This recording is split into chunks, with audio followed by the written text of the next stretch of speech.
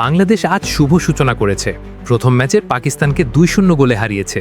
দুটি গোলই করেছে যুক্তরাষ্ট্র থেকে আসা স্ট্রাইকার প্রবাসী ফুটবলার রোনান সুলিভান। মালদ্বীপের জাতীয় স্টেডিয়ামে বাংলাদেশ আজ মুখোমুখি হয় পাকিস্তানের। ম্যাচের প্রথম থেকেই বাংলাদেশ ডমিনেট করে খেলতে থাকে।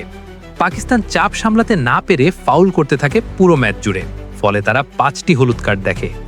বাংলাদেশ ফাইনাল থার্ডে গিয়ে খেই হারিয়ে ফেলছিল বারে বারে। মোর্শেদ, নাজমুল এবং মানিক স্বীয় নৈপুণ্য দেখিয়ে নিজেরা গোল অনুসন্ধান করতে থাকে। প্রথমার্ধের সামষ্টিক দেয়া নেয়া কম দেখা যায়। ম্যাচের 42 মিনিটে মোর্শেদ লেফট উইং থেকে ক্রস করলে রোনান সুলিভান হয়তো গোল করতে পারত, কিন্তু মোর্শেদ নিজেই গোল পোস্টে ট্রাই করে, বল বাইরে চলে যায়। দ্বিতীয়ার্ধে 54 মিনিটে ফ্রিকিকে দুর্দান্ত এক গোল করে সেই রোনান, এবং বাংলাদেশের যুবারা প্রথমার্ধের থেকে শিক্ষা নিয়ে পাসিং ফুটবল শুরু করে। ফলে 67 মিনিটে লফটেড ক্রসে মাথা ছুঁয়ে আবারও গোল করে রোনান সুলিভান।